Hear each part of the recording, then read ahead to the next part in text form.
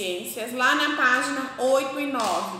Podem deixar aberto em cima da mesa para vocês poderem acompanhar bem a nossa leitura, tá bom? Então assim, se ficar qualquer dúvida relacionada a esse conteúdo, vocês podem chamar a prof, que a prof atende vocês, tá?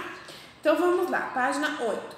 Protozoários. Os protozoários são micro-organismos unicelulares que vivem em ambientes aquáticos ou terrestres úmidos, como a lama, tá? Então, existem protozoários que vivem dentro de outros seres, em alguns casos, causando doenças, mas nem sempre isso ocorre.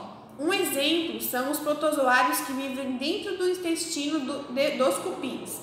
Apesar de se alimentarem de madeira, sozinhos os cupins não conseguem fazer a digestão desse material, ou seja, não conseguem aproveitar os seus nutrientes.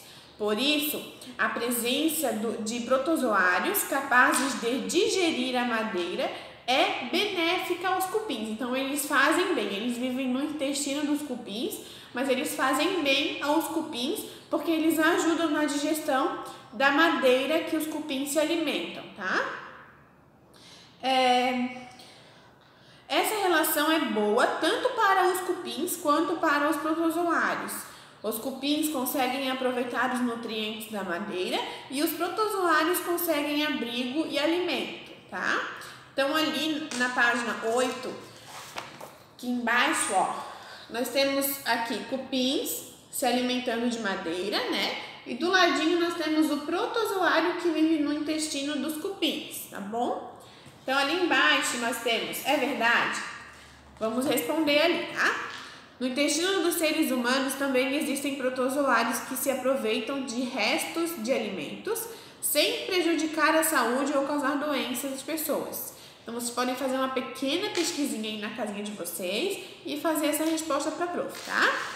Lá em cima, na página 9, nós temos então as microalgas. As microalgas, também conhecidas como algas unicelulares, são micro-organismos que vivem principalmente em ambientes aquáticos.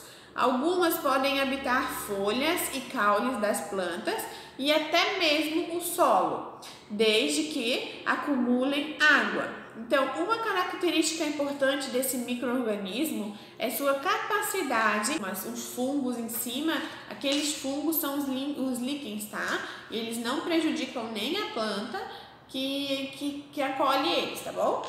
Dá suporte. Então, ali, existe grande diversidade de líquens no mundo.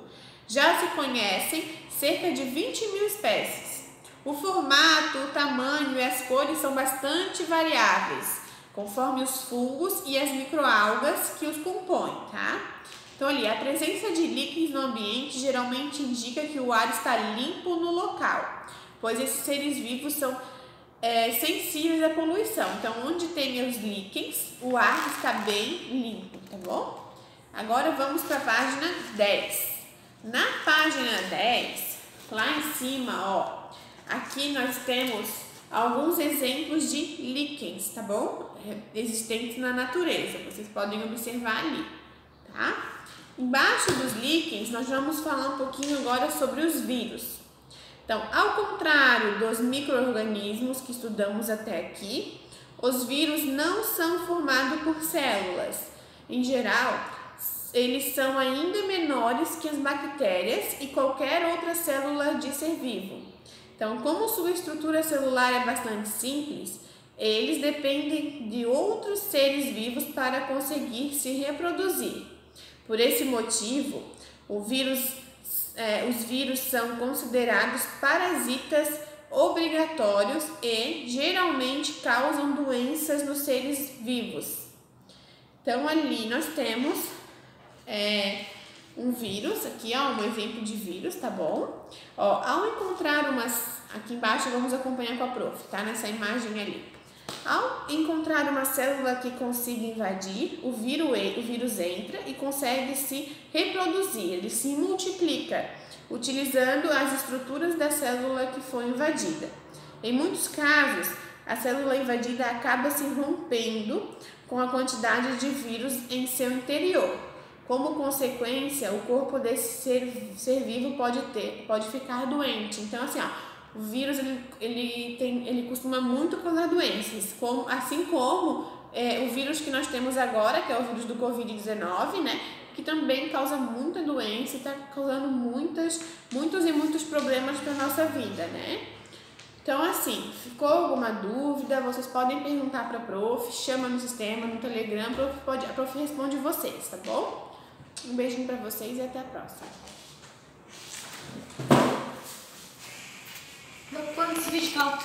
E até mesmo o solo, desde que acumulem água. Então, uma característica importante desse micro-organismo é sua capacidade de realizar fotossíntese, absorvendo gás carbônico e liberando gás oxigênio para a atmosfera. Dessa forma, as microalgas formam a base das cadeias alimentares dos ambientes aquáticos. Então, aqui na página 9, nós temos alguns aqui, ó, algumas microalgas, estão vendo aqui? Elas estão sendo observadas por microscópio, tá?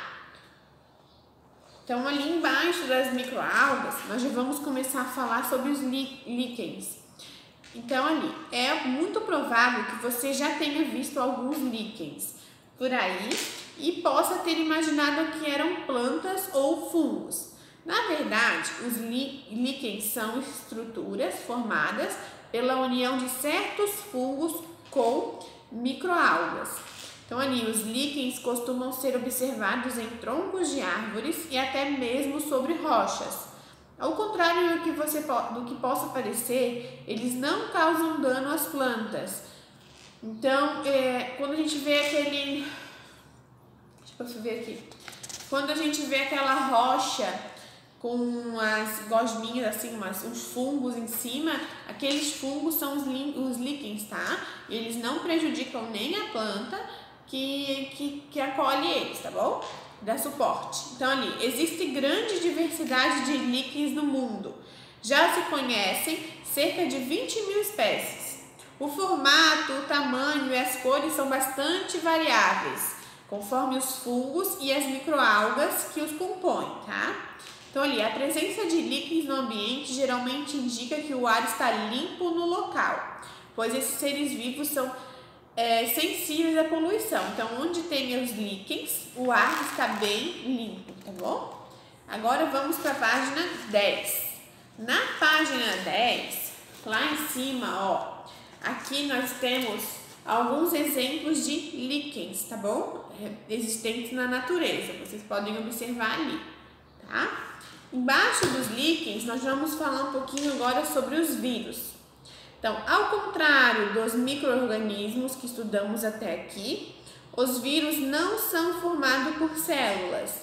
Em geral, eles são ainda menores que as bactérias e qualquer outra célula de ser vivo.